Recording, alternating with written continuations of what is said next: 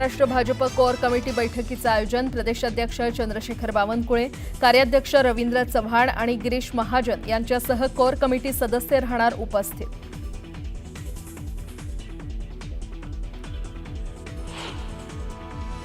तिसऱ्या भाषेच्या निर्णयामध्ये इयत्ता पहिली दुसरी करता मौखिक शिक्षण आपले शिक्षक बांधव त्या ठिकाणी विद्यार्थ्यांना देतील। त्रिभाषा सूत्रानुसार पहिली दुसरीच्या विद्यार्थ्यांना मौखिक शिक्षण, शालेय शिक्षण मंत्र्यांची माहिती।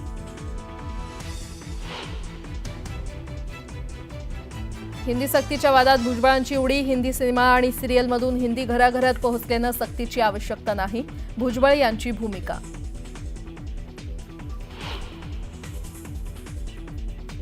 सांगितलं याद राखा तर कसं करायचं तुम्ही जरा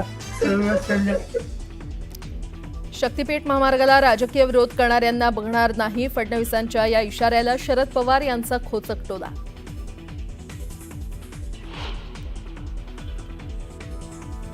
पावसाळी अधिवेशनात राज्य सरकार विशेष जनसुरक्षा कायदा मांडणार, नक्षलवादाला आळा घालण्यासाठी सरकारचं पाऊल, मत तर कायदा संविधानानं दिलेले अधिकार भंग करणारा म्हणत आव्हाड यांचा विरोध।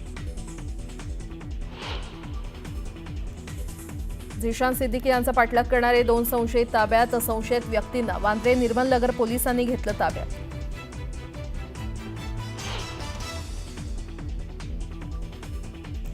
आषाढी शुद्ध एकादशीला भाविकांना श्रींचा प्रसाद म्हणून मंदिर समितीकडून 13.5 लाख बुंदी लाडू तयार, 60,000 राजगिरा लाडू देखील प्रसाद म्हणून उपलब्ध, पॅकिंगसाठी पर्यावरणपूरक कागदी पिशवीचा वापर।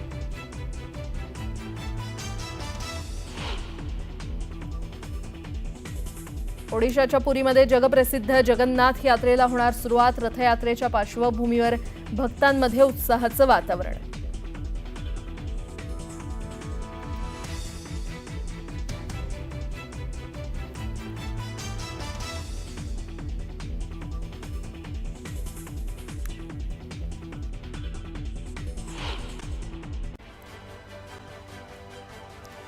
येत्या पावसाळी अधिवेशनात येऊ घातलेल्या जनसुरक्षा कायद्यावरून राजकीय वादंग निर्माण झालाय। हा कायदा संविधानानं दिलेले अधिकार भंग करणारा असून या कायद्यामुळे सर्वसामान्यांना त्रास होणार असल्याचा दावा जितेंद्र आव्हाड यांनी केलाय।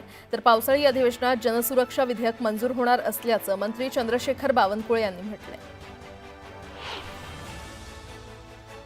भारतीय जनता पक्षानं आमच्या घरात सुद्धा फूट पाडली, त्यांना याचा भविष्यात पश्चाताप तर होणारच, असा हल्लाबोल अपक्ष खासदार विशाल पाटील यांनी केलाय। काँग्रेसच्या बंडखोर नेत्या जयश्री पाटील यांनी नुकताच भाजपमध्ये प्रवेश केला आणि त्यानंतर विशाल पाटील यांनी टीका केली। झिशान सिद्दीकींचा पाठलाग करणाऱ्या संशयिताला ताब्यात घेतलंय। वांद्रे निर्मल नगर पोलिसांनी संशयित व्यक्तीला ताब्यात घेत अधिक तपास सुरू केलाय। ही व्यक्ती सकाळपासून झिशान सिद्दीकी यांचा पाठलाग करत होती।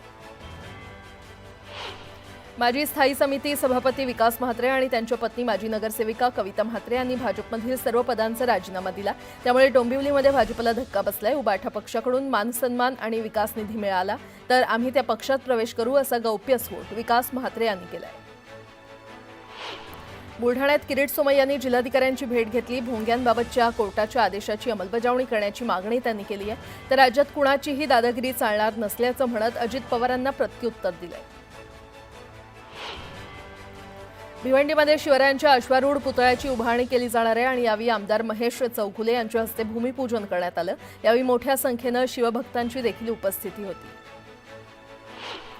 खेड तालुक्यातील आंबोली ग्रामपंचायतीच्या सरपंचपदी कैलास शिंदे यांची बिनविरोध निवड झाली आणि या निवडीनंतर पत्नी राधिका शिंदे यांनी सरपंच कैलास शिंदेंना खांद्यावर उचलून घेत जल्लोष केला।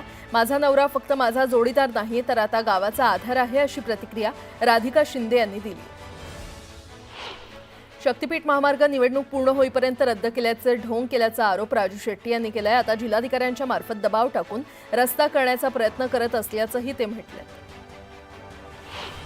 संतोष परांजपे लिखित अक्की एक अक्षय इच्छाशक्ती या पुस्तकाचं प्रकाशन मंत्री मुरलीधर मोहोळ यांच्या हस्ते करण्यात आलं।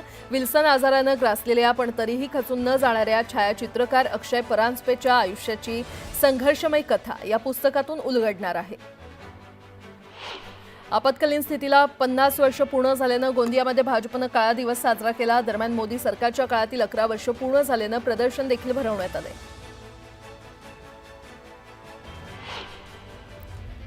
आता एक मोठी बातमी, मराठी हिंदी वादाचं राजकारण भाजप हाणून पाडणार आहे. भाजप कोअर कमिटीच्या बैठकीत ही रणनीती ठरवण्यात आलेली आहे. मराठी हिंदी राजकारणाला मराठी अभिजात भाषेचा तडका देण्यात येणार आहे. तर मराठी भाषेला अभिजात दर्जाचा निर्णय पंतप्रधानांमुळेच झालाय आणि अभिजात दर्जामुळे मराठीच्या संवर्धनासाठी फायदा होणार आहे. भाजप पदाधिकारी आणि कार्यकर्ते हे जनतेमध्ये जाऊन सांगणार असल्याचं कळतंय.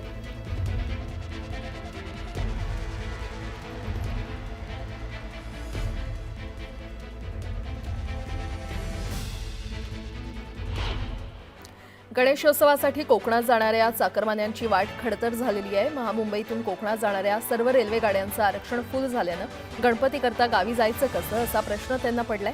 ट्रेनची ऑनलाईन तिकीट विक्री पहिल्या 3 मिनिटांमध्ये फुल झाली, तर पुढच्या तासाभरात सर्व गाड्या रिग्रेट झाल्यानं चाकरमान्यांना वेटिंग तिकीटही मिळालं नाही.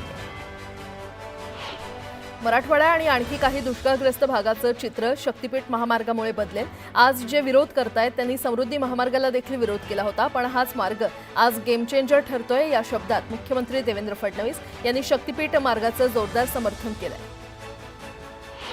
विद्यार्थ्यांच्या सुरक्षित प्रवासासाठी शालेय वाहतूक करणाऱ्या बस आणि व्हॅनमध्ये 31 जुलैपर्यंत सीसीटीव्ही कॅमेरे बसवा, अन्यथा संबंधित बस व्हॅन मालक आणि चालकांवर कारवाई करण्यात येईल असे आदेश प्रादेशिक परिवहन खात्याकडून काढण्यात आलेत आणि त्यामुळे सर्व स्कूल बस चालकांना सीसीटीव्ही लावणं बंधनकारक आहे. ऑटो रिक्षा आणि टॅक्सीच्या मीटरचं उशिरा रिकॅलिब्रेशन केलेल्या चालकांकडून मुंबईतील आरटीओ कार्यालयांनी 29,28,000चा दंड वसूल केलाय. आषाढी यात्रेच्या कालावधीत विठ्ठलाच्या दर्शनासाठी येणारे भाविक देवाचा प्रसाद म्हणून मोठ्या श्रद्धेनं मंदिर समितीकडून मिळणारा बुंदीचा लाडू आपल्या गावी घेऊन जात असतात. भक्तांसाठी 13,50,000 बुंदीचे लाडू बांधण्यात येत असल्याची माहिती मंदिर समितीचे सहअध्यक्षांनी दिली आहे.